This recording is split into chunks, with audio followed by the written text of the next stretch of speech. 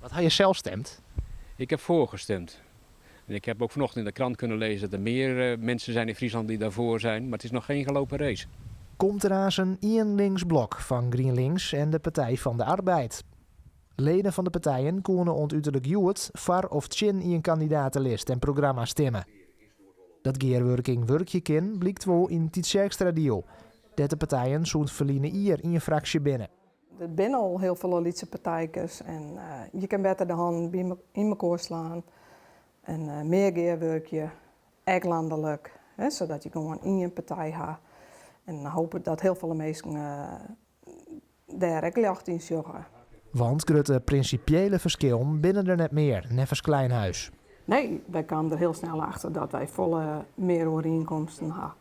Dus ja, we zijn allebei voor een groene toekomst. Ja, als je naar het klimaat zoekt, dan weet je wel dat we met z'n allen wat verhoren moeten.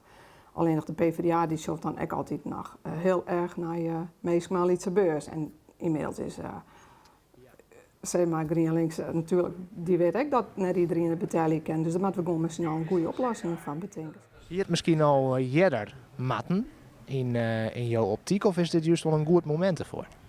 Ik denk dat eerder nog niet genoeg draagvlak voor zou zijn geweest. En de vraag is nu nog steeds of uit de enquête die nu plaatsvindt, of daar ook genoeg draagvlak uit naar voren komt. Ik hoop het wel. Maar ik denk dat de tijd er nu echt rijp voor is.